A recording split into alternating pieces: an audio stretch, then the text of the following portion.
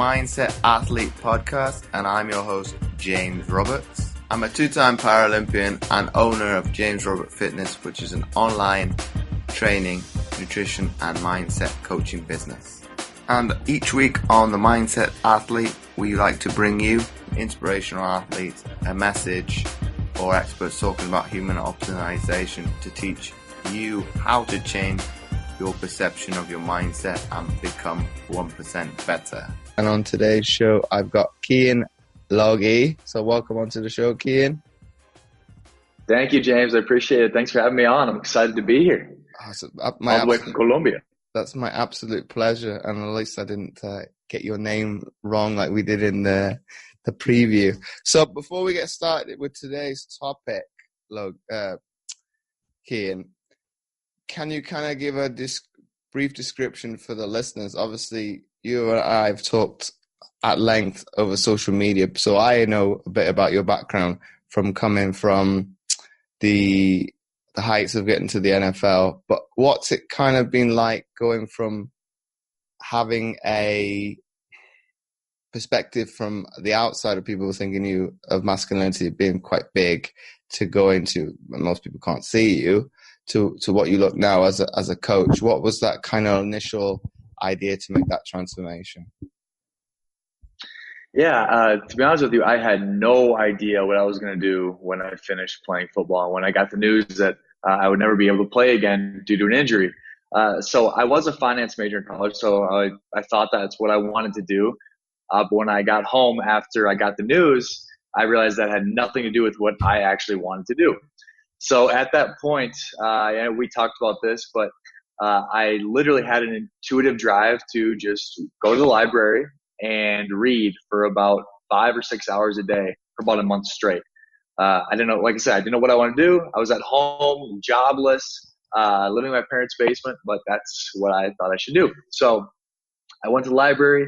One book led to another, and eventually I picked up a book called The Biology of Belief, centered around a topic called epigenetics. Epigenetics is meaning above genes, or how the environment or your perception of the environment plays a role in how our genes are expressed.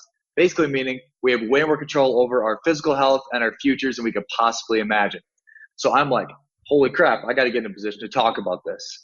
And that's where the whole coaching thing really started to come into fruition. I didn't know how I was going to do it, but I knew I wanted to be able to speak on this subject on a massive scale. So I remember a guy offered me a job as a personal trainer about 4 months prior to that. I'm like, well, that's the health industry. That kind of gets me closer to it. So I'm just going to do that. And I gave him a call, got a job. I was in my hometown in Sioux Falls, South Dakota, in the United States, and did that for about 2 months. Worked my way to the top of the company and did really, really well, and realized I was peaked out as far as growth goes, emotionally, spiritually, socially. So I wanted to leave and go somewhere completely different from small town USA in South Dakota. So I got together with a good friend of mine, and we decided to go to beautiful, sunny Miami. And so literally within 4 months of getting the news that I'd never be able to play again, I was in my car, packed up, driving down 26 hours to Miami, Florida, where I got a job as a personal trainer in a gym called Equinox. So I did that for a year. Realized I did not want to work for anybody anymore, and decided to go on my own completely. I purchased an online coaching program to teach me how to do that, and went online entirely with my coaching. And I've done that for about 7 months now. And I'm coaching a ton of people online. And I moved to Colombia in South America about 3 months ago. So I was in Miami and now I'm in Colombia. And really, I'm trying to gain as much wisdom and knowledge and experience as I possibly can. So I'm just trying to put myself in as many situations where I can be very uncomfortable as much as I can.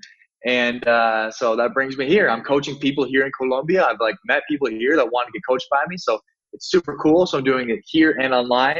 And I'm excited to see where my next venture takes me. And can you talk about coaching in the flesh as well? Is a language a barrier at all, or is that making it a little bit more easy to accept because you're talking about being out of your comfort zone. So a language barrier is very much one of those. Yeah, so in regard to the coaching clients here, there's actually a big community of expats or people that don't really have like a set location. So a lot of people aren't from here. It's people that I met through the entrepreneur community that speak English. But I'm also taking Spanish lessons online, so I'm getting better and going to be able to cater to some of those. So I can kind of cater to some of those Spanglish speaking people, kind of like me. But most of my clients here are actually not from here. And if we go right back to obviously you being told you're not being able to play, probably a passion of yours that you've done probably from Pee Wee football. What kind of did that do to you both mentally, spiritually, and emotionally? Yeah, I guess I go back to the time when kind of the backstory of it was I got signed by an NFL team. I had an MRI on my neck. If once I passed that physical, I was able to play. Basically, I didn't pass that physical due to an issue that they found on the MRI. They found that I had a gap between my C6 and C7 and my cervical to where if I would have played, then the doctor said I was at a risk factor of 3.5 out of 4 to get paralyzed. So I got the news while I was in Kansas City with the Chiefs that I could never play again. So the moment that happened, obviously a flood of emotions hit me, right? Like fear. Okay, what am I going to do next? Like crying just because I'm never be able to do the thing that I said I was going to do since I was in second grade, right? So all these emotions just hit me and I just let it all out. I was in the hotel room and just cried. I remember like punching a pillow, like punching my bed, like letting all these emotions out.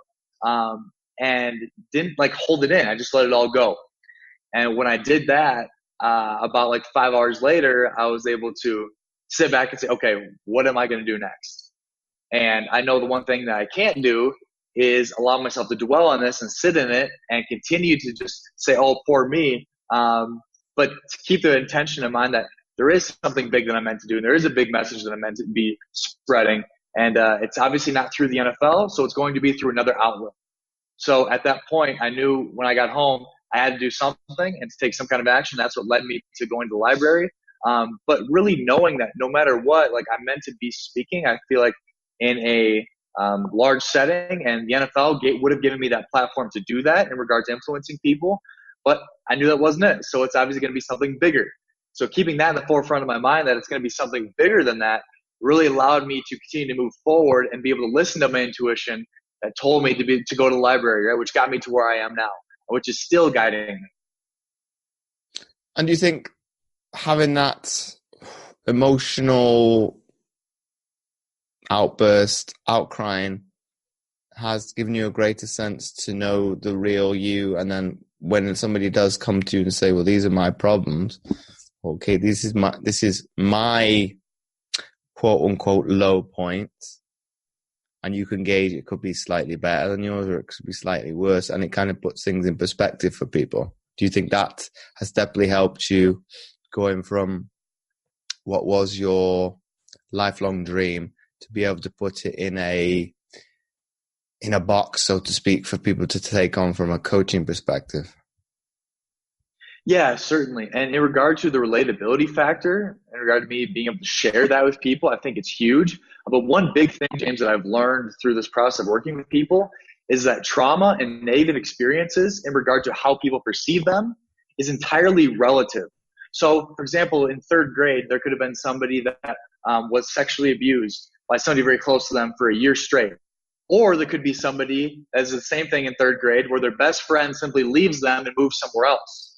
Trauma is all relative. So these two people in scenario 1 and scenario 2 could perceive that trauma in the exact same way and actually influence them in the exact same way.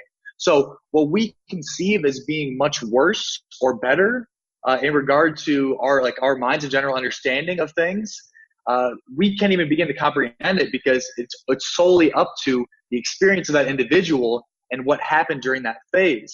So I can use it to relate, but more so to let people understand that, like, just because something small happened to you doesn't mean the impact wasn't massive on your life.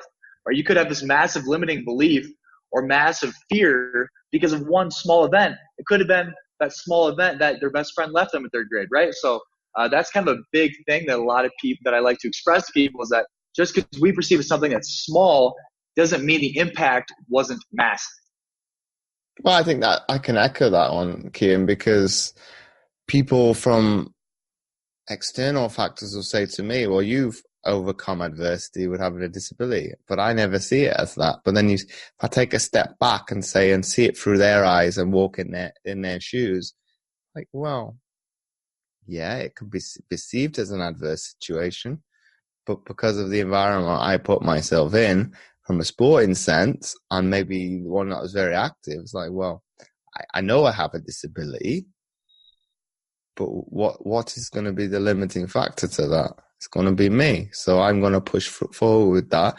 It's maybe when I've hit rock bottom with the mental health side of things, it's maybe kind of dawned on me. It's like, well, this I wasn't prepared for. Now I can relate to people when they have traumatic experiences and say, have an amputation, that trauma in general.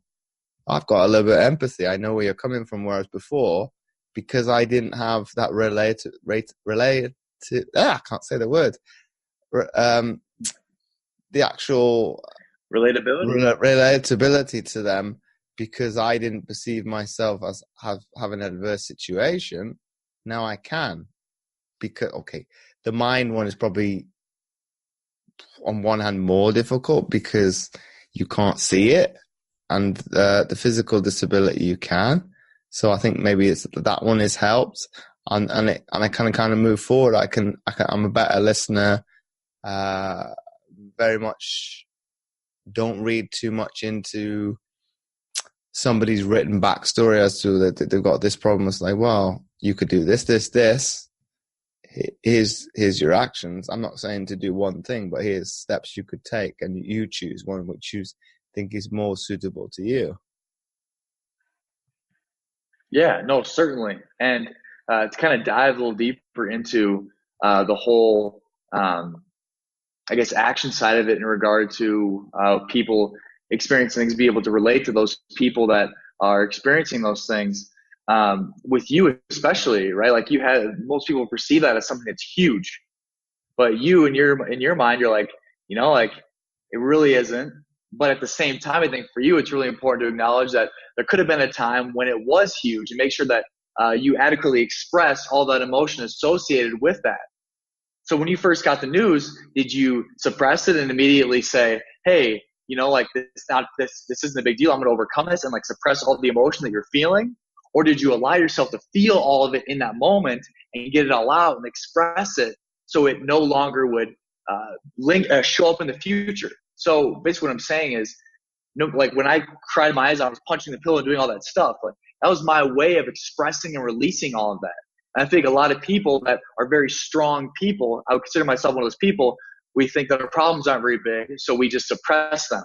We're like, oh, that's not a big deal. So I'm going to suppress this emotion. I'm going to keep it in because I can get through it without having to actually show it, which ends up having issues later down the road, which is why most people end up having a lot of issues with past events, because they're not able to actually express them in that moment of when they happen. So we're very strong people, but have to recognize that the strength comes from the expression of the emotion, not the suppression of it, which ultimately allows you to get over things in the future. I don't know. In terms of me, Keyen, I think that's probably a catch-22. I would say it was not a problem growing up, because I wasn't told until I was a teenager anyway that the nature of the disability is actually, I won't say worse, but more severe than I make it out to be. And it was more not suppressing my feelings as a teenager, but suppressing it from not being, I wouldn't say even being judged, but being that notion that I am being judged because I have a disability. So I would hide it away. And I think it was my junior year. I thought, well, all these factors that you're having to deal with in the springtime and summertime, nobody else has to deal with it.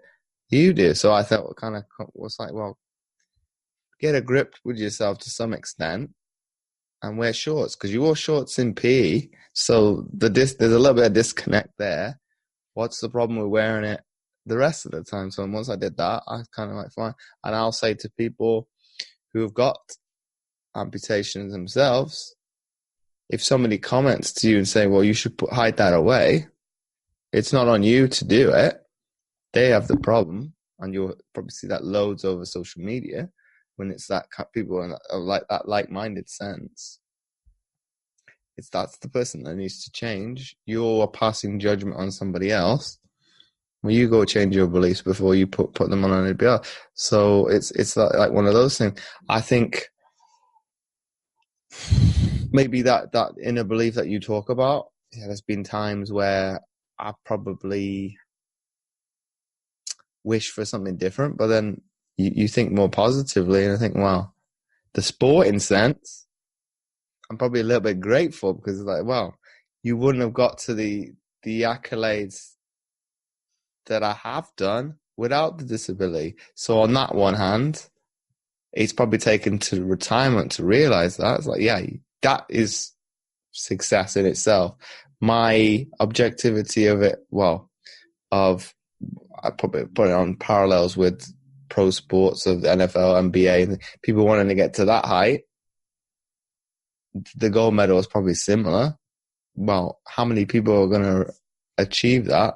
Probably not very many. So to be able to be grateful to even don the team's colors, well, that's an achievement in itself. So when people turn around and say, oh, you haven't got a gold medal, you're not very successful. It's generally teenagers like, yeah, I've got enough confidence to be able to come back at you and say, you come speak to me when you make a national team and we can talk.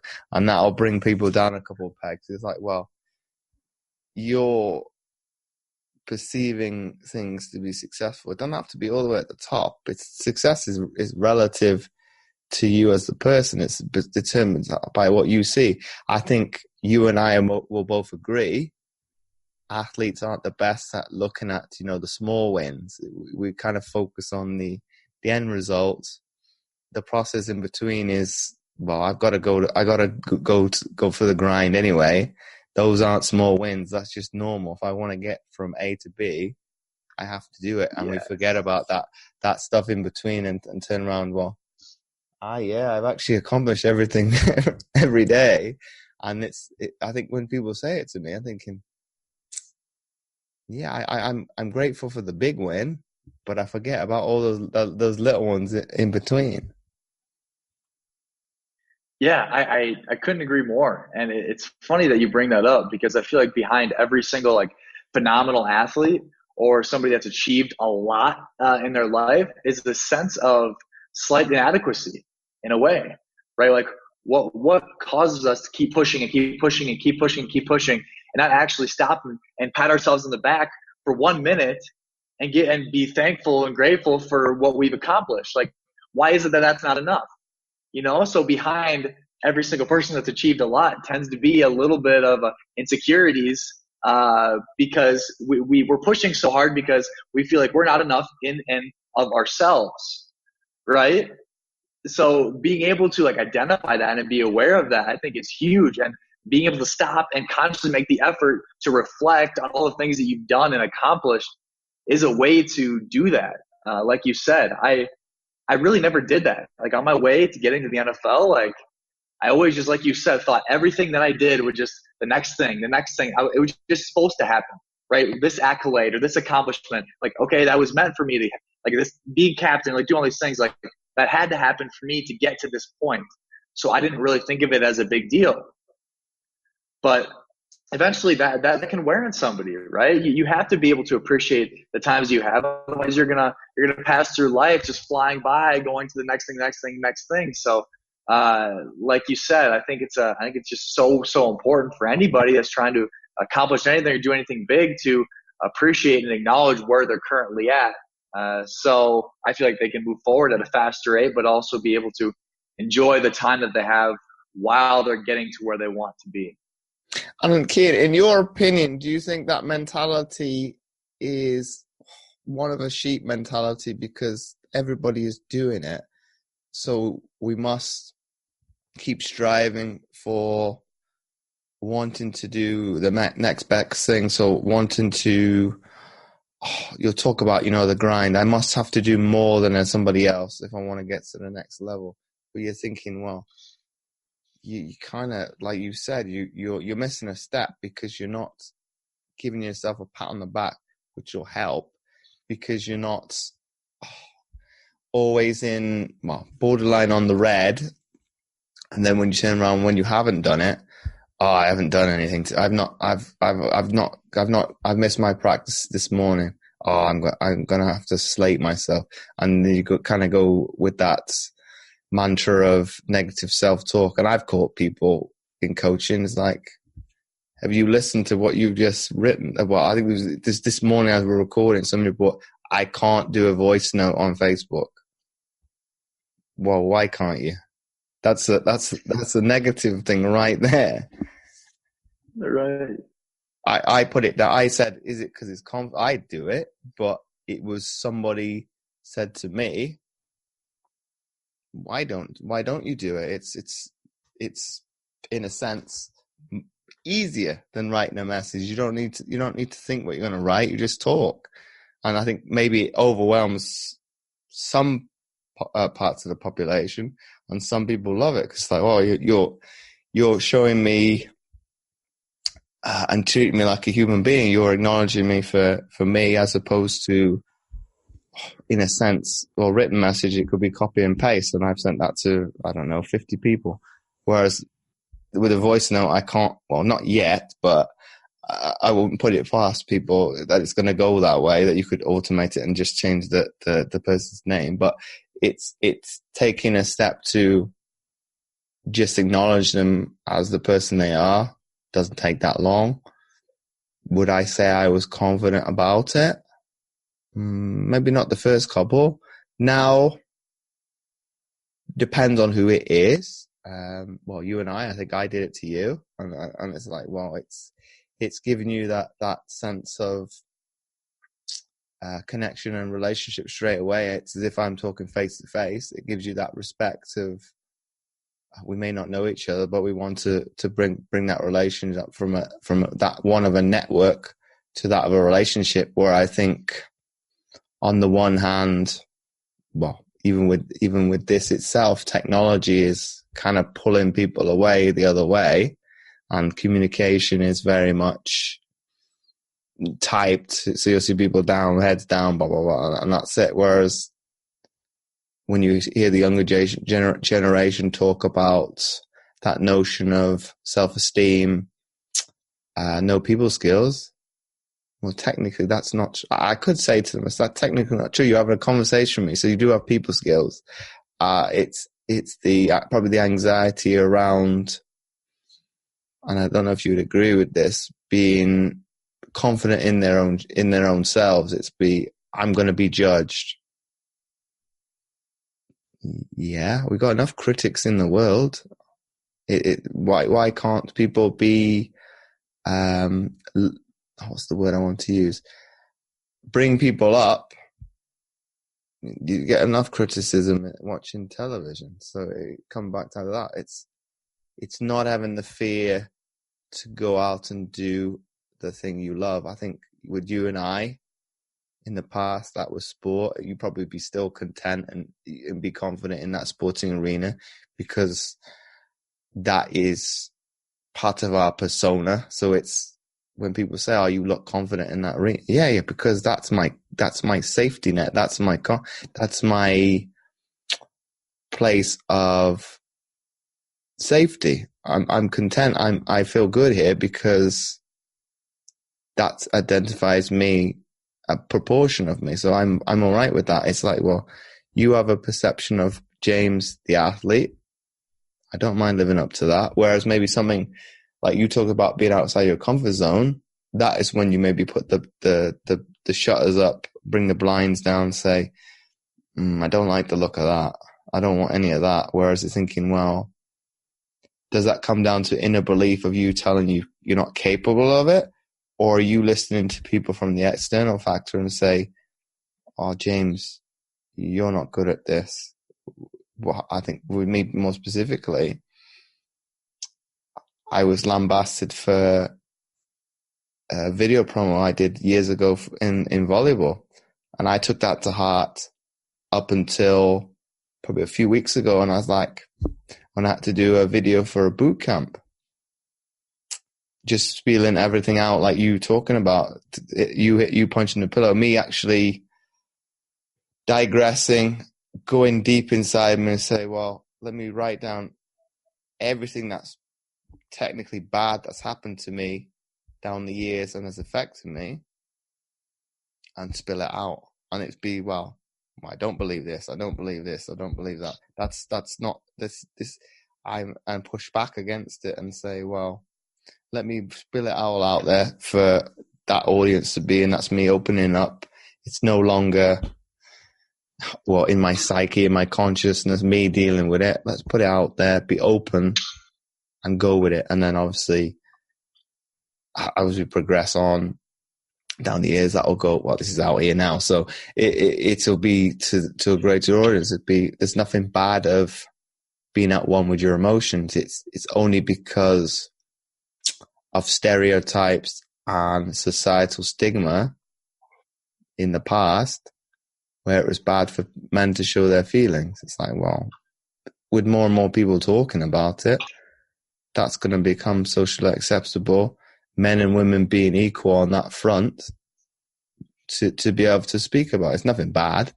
You and I would have both done it as kids, be very much at ease with speaking about our feelings, crying. Whereas I think, and I don't know what age that does stop and say, well, let me not show my feelings and kind of be hard-nosed. I think maybe with the athlete, it's maybe a little bit more pronounced, and maybe that's a generalization, and because, well, probably even more in your sport, because you have to show that sense of, I'm going to put my body on the line no matter what, because it's that kind of machismo environment. Yeah, absolutely. As far as the football sport goes, like a lot of men are taught they have to be that strong rock that can never express their emotions and has to always be this really strong person, but that's not the case. None of us are that way. All of us have our vulnerabilities, and all of us have our weak points and our fears and our insecurities. Everybody does. And I think the beautiful part about athletics that can be is that it allows you to be able to express some of that emotion. There's a lot of people that have a lot of anger pent up, for example, and they allow it to be expressed through the sport so it doesn't come out in other ways, which can be good temporarily, but eventually that source of the negative emotion that you're experiencing has to be confronted. Right? There's only so long you can hit somebody, legally, physically abuse somebody in a sport before that stops, and you have to confront reality. Right? So you no longer can use that as your outlet. You have to be able to confront those things that are hiding within you that are causing you to want to express all that anger in the first place. Right? So I think sports can be phenomenal for expressing that. But eventually having to confront the underlying reason why you're having all of this anger, why you're experiencing all these emotions is really important. And that's where, like, understanding your emotions is one of the most powerful things you can possibly do. And the problem is, instead of understanding, people judge and people look down upon. Like, if people are feeling bad about something, if they're feeling negative, we're taught that that's a bad thing. In this super happy society that we're trying to get into, it's not realistic, and it's not real life. Life's not about being happy. Life's about experiencing all different kinds of emotions and understanding why you're feeling certain emotions in certain situations. Right? Being able to step back from that moment and say, okay, I'm feeling this right now. Why am I feeling this? Okay, I'm going to let myself feel it, and I'm going to understand where it's coming from, and then move on. Right? If I can understand why I'm always angry, I can figure out how to not always be angry, right? But not judging in the moment, not saying, oh, okay, Keyen's angry right now, this is bad, stop being angry, stop being angry. Like, that doesn't do anything. That just suppresses more emotion, which eventually the suppressed emotion manifests itself in some kind of disease or some kind of insane outburst, right? So eventually, no matter what we use as our outlet to express our emotions, we'll eventually have to get to the source of why we're feeling those things in the first place. And that's really what I do. And that's what I love to do, because I hyper do that for myself all the time. Like, I'm like, okay, why am I feeling this way? Okay, why did this happen? Why did that happen? All these things. So I can do that for other people. I can say, okay, you're experiencing these emotions. Let's not judge them. Let's allow yourself to feel them. So we'll go through some exercises to allow them to fully feel their emotions, maybe writing down anger they have towards themselves or towards other people. Like, there's all these different practices, but eventually we always get to the understanding of why we're feeling the way we are, why we have emotions that we have, so we can move forward with our lives. But on the one hand, you talk about that judgment, Keyen, would some people say, and I can relate to what you're saying, say that you're just overthinking it sometimes? Absolutely, 100%. And that's where a lot, like we talked about with the mice thing, when we were speaking before, you said, is it me overthinking, like a fear of, what did you say it was? You compared the mice to My business, me going into the unknown of going from what was my, well, you could say full-time job, 9 to 5, and going 100% back into the business. And is that a fear in itself? Because there's no more safety blanket. I've pulled the rug out from under me. There's no guarantee of a paycheck every month. So is it that fear manifesting itself in that perspective? And honestly, when you were talking about it, I just said a lot of people are going to be freaked out by mice. Like, you got mice in the house. It is what it is. I maybe I think it's completely independent from that. I guess I don't know entirely, but who knows? Like, there is times when I do overthink it. So it's one thing to allow a thought or emotion to like overconsume your mind, where like it's all you're doing is thinking about it.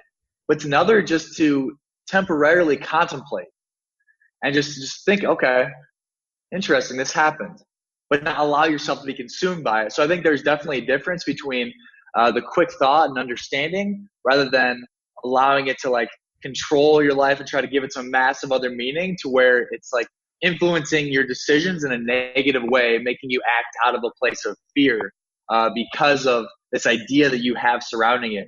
Instead of just using it as it is, making it a huge deal can also happen with people, which happens to me sometimes, happens to everybody. But when that does happen, being able to step back and say, okay, this happened. What is this action steps I can do to get over it, and then be able to move on?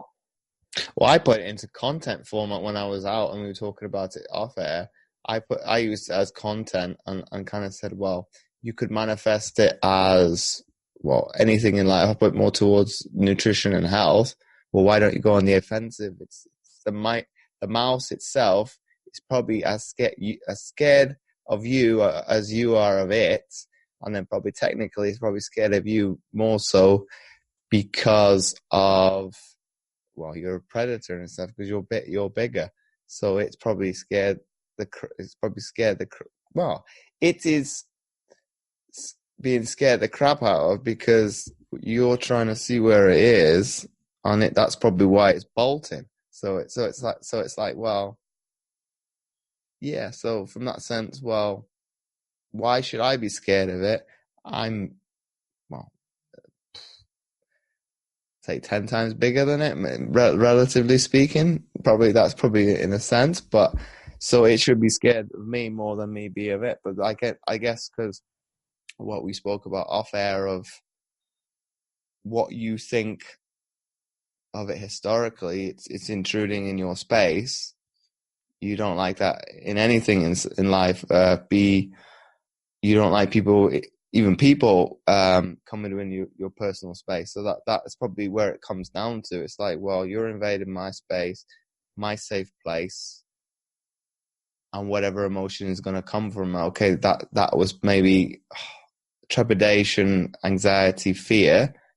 I could have gone the other way and go, rage mode. Whereas like talking to my family about it on the phone, my uncle took when he was on holiday in France, he took a slipper to a mouse. So that's going the other way in rage, just bang, thinking, well, that's maybe not me as a person. It's like, well, because I think I contemplate, well, do I do the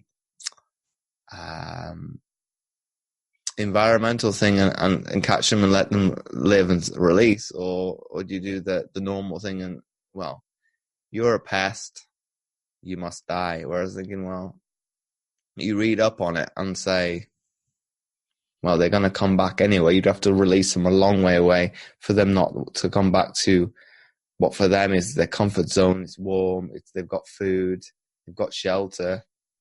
Why am I going to leave that? Well, I'm going to come back and, oh, this was nice. It's the same with a human being. Why are you going to leave what is comfortable to tackle something that is, as you say, outside your comfort zone? Because you're not. We are instinctively designed genetically to not go away from the herd. So this entrepreneurship and going solo, that's maybe we're going to face a lot of barriers. And maybe even if I go from the athlete perspective, I had family members say to me when I started out, well, why you want to do that as a career? Why don't you go the normal route and get a real job? And I think maybe because I was going towards something that I want to do, and that's probably why business is the calling. Well, this is what I'm going to do. Back then, I probably took no notice of people. It'd be, well, this is what I'm going to do. I'm going to take on board what you say, but it's going to come out the other side if it's not conducive of where I'm at. Whereas now, I'll have a different conversation. Say, this is why I want to go this way, ABC, and this is why I'm going away from the what quote unquote the norm. And they're starting to come back in alignment with me, and they're saying, well, my health's got to be paramount. We're not destined for life indefinitely. So if it means reduce stress and I get back to what was the normal James, which happy-go-lucky, I'm not getting verbally abused, which nobody deserves to be like that. If I'm showing respect, I expect to receive it in some way and kind back. It doesn't have to be completely all the way, because you and I were both teenagers at one time. We were probably push the boundaries at time and challenge authority. But it's like, well, I did show an ounce of respect a good proportion of the time. So I think me stepping away from that environment was going to help, because it's a toxic one at that. But then moving forward, like you say, being able to resonate, be a lot among peers who are like-minded, it's a no-brainer, because everybody's not willing, it's not wanting to, push you down. It's like, well, if I can give you a helping hand and you're struggling, I'm going to bring you up to the next level. It's that way inclined. And I think that's maybe what an athlete can learn from sometimes, because we have that notion of probably that dog-eat-dog mentality. And then you probably agree with that with personal training. It's very much the same way.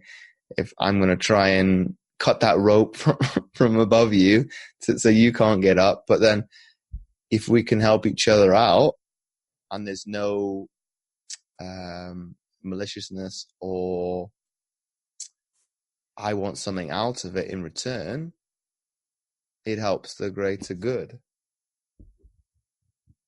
Yeah, absolutely. And talking about that, especially with athletes, that mentality of a dog eat dog, that survival of the fittest kind of mentality, I realize that it doesn't work. And it never really, throughout history, I feel that mentality has actually worked for people. And if you look at the simple foundation of life, like a cell, how did a human become a human?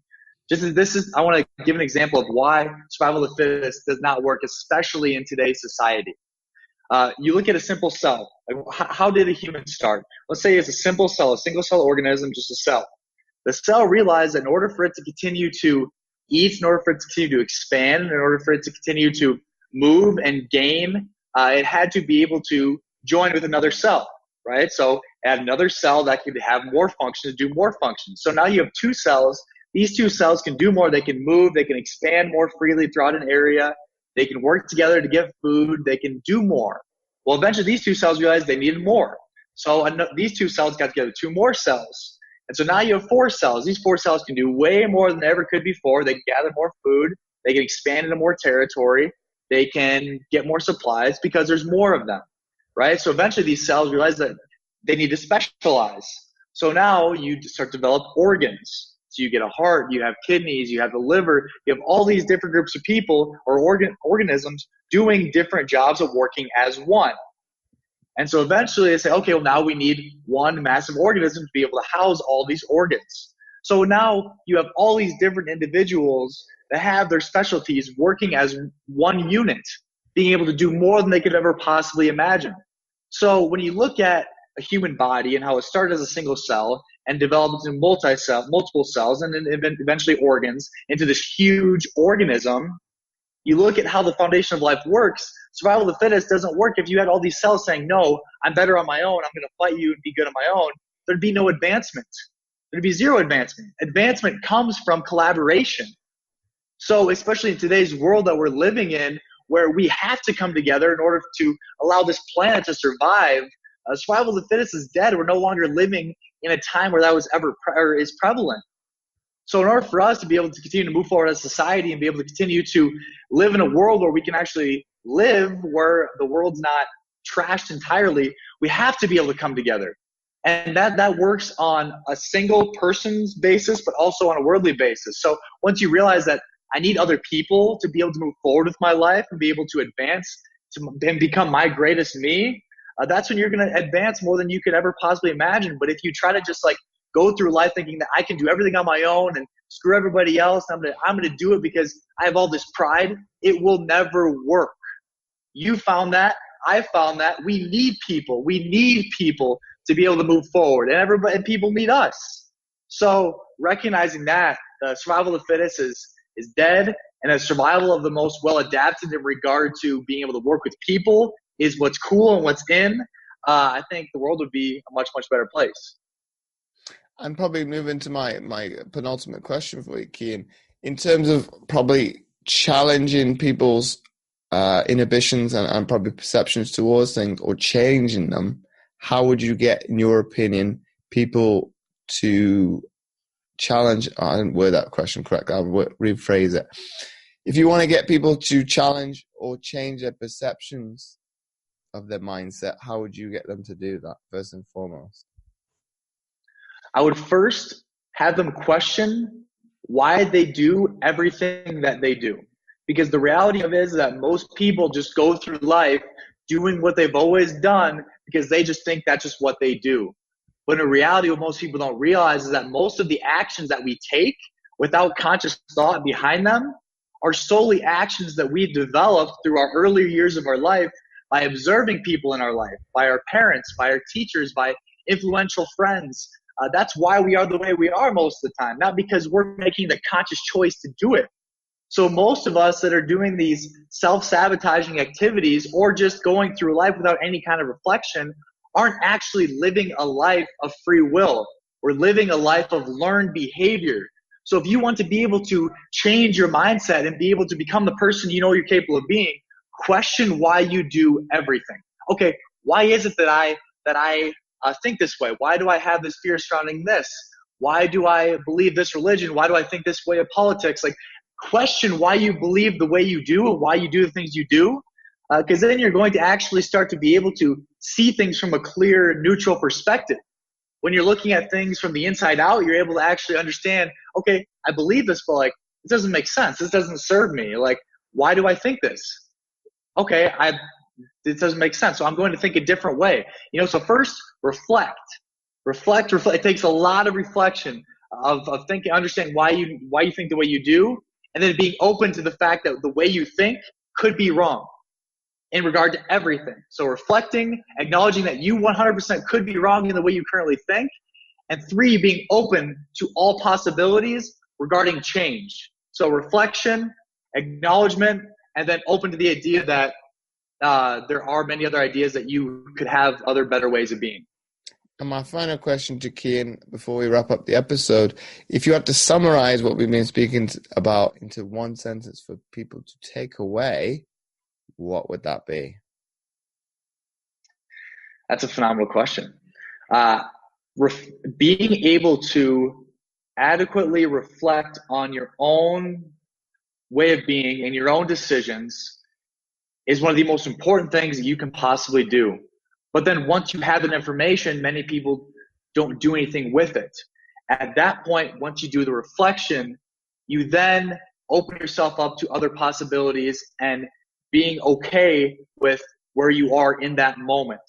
So I think being able to reflect, being able to be okay with where you are at that time, and then being open to other possibilities is the best way for you to be able to advance and move forward with your life. But I didn't really touch on that subject of being okay with where you are. That comes down to having grace for yourself. Like if you're not where you are or where you want to be, giving yourself grace in that moment of time is very, very important for you to be able to move forward. We kind of touched on that earlier in regard to being okay with where you are and be able to reflect and give yourself a pat on the back for things you did in your past. Being okay with where you are in the present, I think, is one of the most important things for you to be able to do, to be able to then move forward with your life. And my follow-up question for you for that, Keyen, is if anybody wanted to work with you from a coaching perspective, how would they go about doing that? And what program could they utilize best from using yourself as the vehicle to get them in a better place? Yeah, absolutely. Getting a hold of me, my name is Keyen Lage. I'm sure you'll have it spelled out on the notes of the show. On Facebook, I'm more than happy if you have any questions people have or you are interested in further coaching. Reach out. I always respond to everybody, so don't hesitate. Also on Instagram, it's Keyen Lage on Instagram. You can find me there. In regard to what I normally do for coaching, it all starts from the inside out, right? So I do mental, emotional work, but also internal digestive based work as well. A lot of people don't realize that your digestive tract is the foundation of all health. So when I work with people, I first handle the insides, right? Be the mental, emotional side, but also digestive side. So people are able to move forward in their life and be able to actually gain a better relationship with people around them, but also their own bodies. So taking on both those things at the same time is kind of what I do. If you want to hear more about it, like I said, don't hesitate to reach out. I'm more than happy to answer any questions. So once again, Keyen, thanks again for coming on the podcast. Yes, thank you, James, so much for having me on, man. An amazing time. Oh, the pleasure has been absolutely mine. If you like this episode, please do share it with your friends and do let Keyen and I know what you thought of the episode by tagging us over on Instagram at keyen.lage. That's KEYEN.LAGE and at James O. Roberts 11. Again, you can do that on Twitter and Facebook. Do check out his social media, and again, do check out my free content at fitamputee.co.uk/free-resources. Make sure to check those out. The links will be in the description. You can find all the show notes at mindsetgame.libsyn.com under the category Psychology. So once again, thanks for listening, and I'll catch you next week for another episode of the Mindset Athlete Podcast.